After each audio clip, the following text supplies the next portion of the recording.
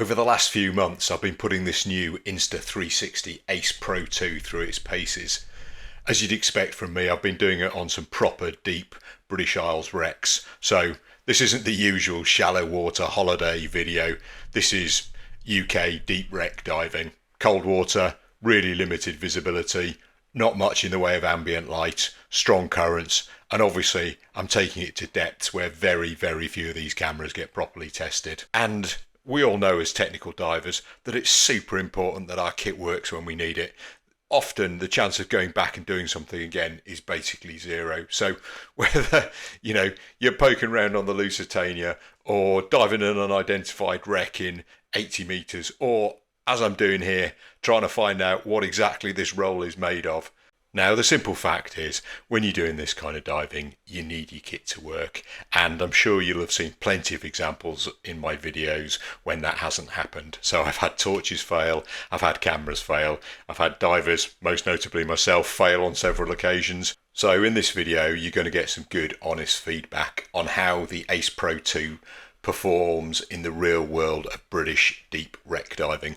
There isn't going to be any marketing fluff. I'm not going to magically transport you to the Caribbean, although if anybody would like to send me there, I'd be really happy to do that. No, you're just getting some honest feedback from somebody who's actually used it in some pretty demanding conditions. And I really hope and I think that's going to be useful for a lot of people who do similar diving to myself.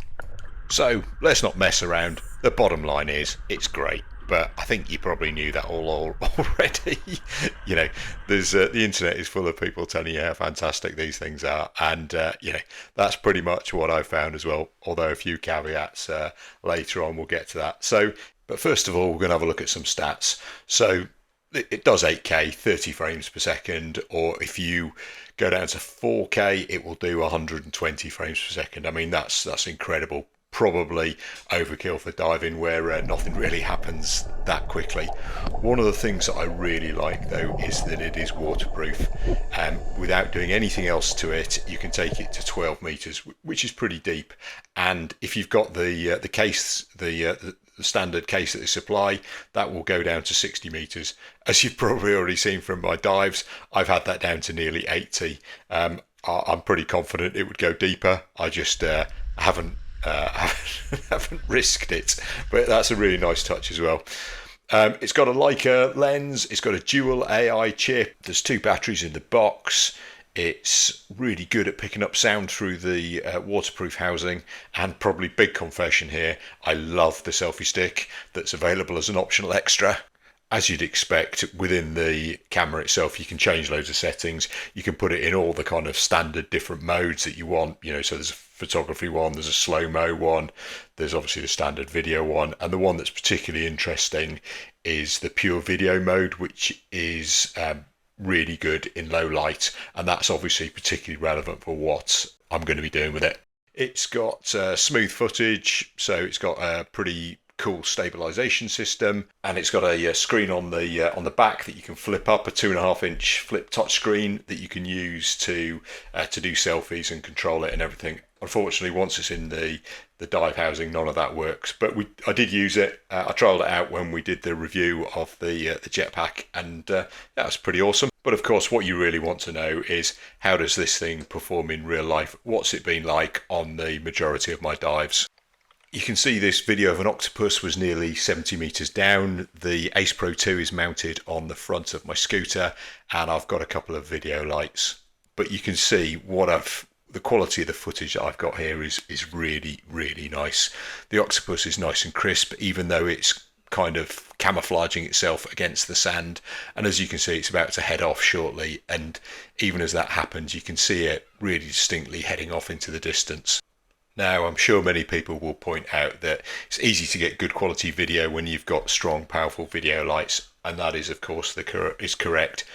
The great thing about the Ace Pro 2 is it also performs well in low light environments. So to kind of do a bit of a comparison, I've attached it to my helmet alongside a Paralenz Vaquita, in fact alongside 2 Paralenz Vaquitas.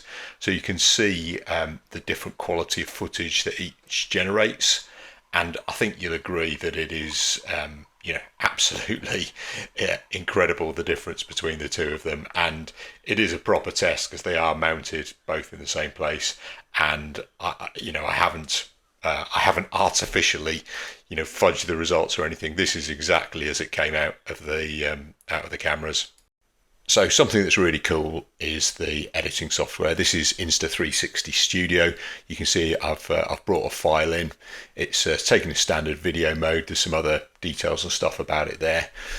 But what I want to do is obviously sort it out, because clearly it's a bit drab at the moment and not really, particularly colourful. Doesn't reflect what I saw down there.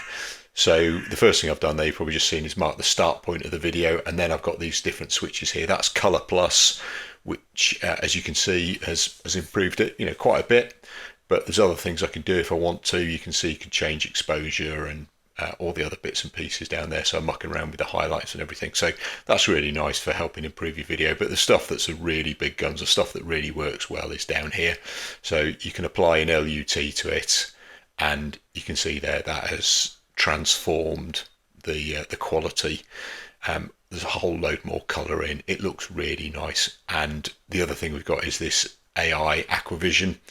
You can see it gives you 4 AI presets depending on what it thinks looks good down there.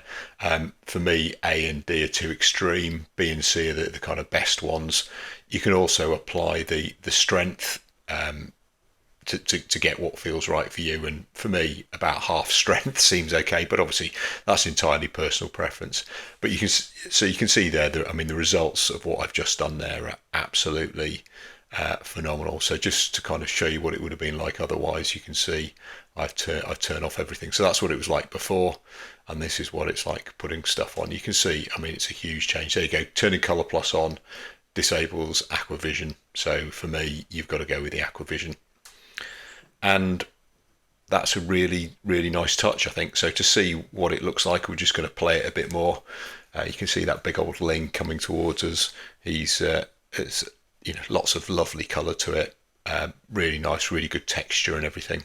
And then when I've got to the end, decide that's enough, and obviously I can click the export button, and that will push out a file to wherever I want it. And here it is, final result. As you can see, I think that looks particularly lovely. Shows you what a nice combination the camera and the software is. So the next thing I'm going to show you is something that I found as a negative, and I have fed it back to Insta360. It's to do with software processing, I think, in the Purevideo mode. So I've got 2 clips, one with Purevideo on and one with Purevideo off. This is a Purevideo off one, and as you can see, 4K, 30 frames per second, etc. And if you have a look at the video, you can see that it's really difficult for a camera to deal with, because there's a whole load of stuff going on. There's loads of lights, and it's pitch black, and there's loads of flashing stuff, and people are shining lights at the camera and all sorts of things. The camera needs to try and make sense of this. What we can do is obviously use all the stuff that we've done previously. I can turn on the OUT, and I can choose Aquavision if I want to. And you can see there that's kind of that improves it, makes it look a lot nicer, which is what we've seen already. So that's great. Slight red tinges maybe there in some of the torches, but not particularly bad. This is the kind of environment in which you'd expect Purevideo to be. Absolutely brilliant. This is kind of what it's designed for, this kind of low light environment. So this clip, I think, was taken shortly after the one that you've just seen. I switched the camera into Purevideo mode, and here it is, and it looks better, doesn't it? You can see more, there's kind of more definition and everything, which is exactly what you'd expect for the Purevideo mode. But what you also get is, as you can see there, you can just, every now and again, you can see red kind of halos, really.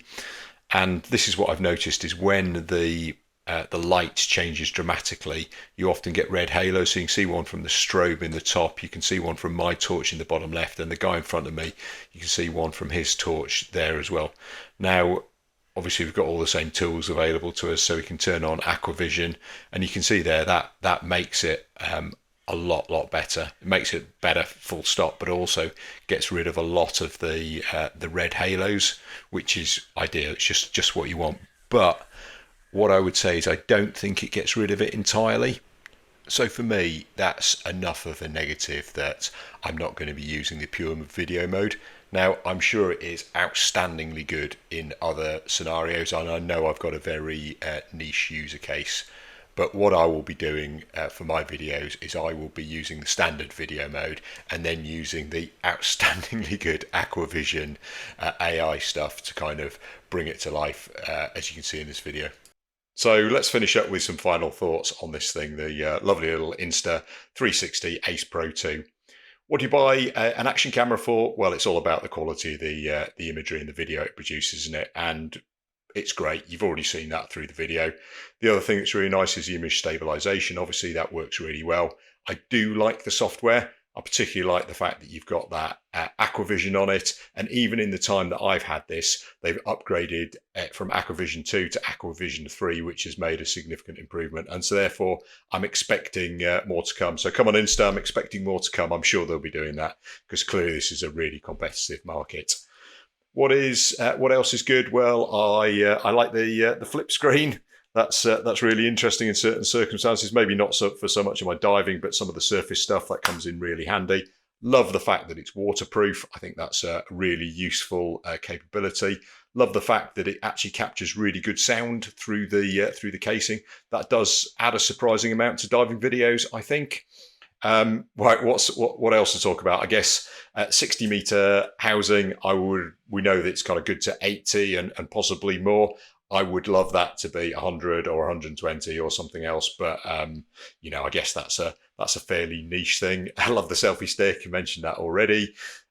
What else? Well, there's I would love to be able to use Purevision all the time, and I kind of hope that they're going to sort that out through further software improvements that will remove that kind of red haloing effect. And I guess it's probably worth mentioning that lots of other cameras that have got any form of color correction have exactly the same thing. So I turn it off on all my other cameras as well. So Insta isn't the same with that. So a few things to kind of improve there. Nothing is ever perfect, but frankly, this is a pretty awesome piece of kit. And if you're in the market for an action camera that you want to take diving with you, this should be something that you take a good, long, hard look at, I think.